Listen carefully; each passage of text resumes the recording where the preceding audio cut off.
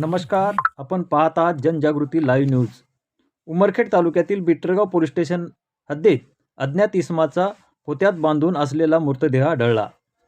उमरखेड तालुक्यातील Bitargaon police station अंतर्गत मुरली बंधाऱ्याच्या जवळ धक्कादायक घटना उघडकीस आली असून पैनगंगा नदीपात्रातील सहस्रकुंड मुरली बंधाऱ्याच्या जवळ 30 ते 32 वयोगटातील अज्ञात इसमाचा मृतदेह आढळून आल्याने परिसरात भीतीचे वातावरण निर्माण झाले असून अज्ञात इसमाचा खून करून हत्या झाल्याचा संशय पोलिसांनी व्यक्त केला आहे.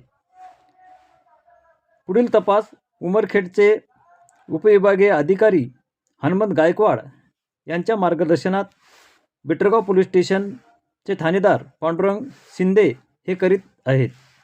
दरम्यान या घटनेने परिसरात एकच खळबळ उडाली असून नागरिकांमध्ये भीतीचे वातावरण निर्माण झाले आहे.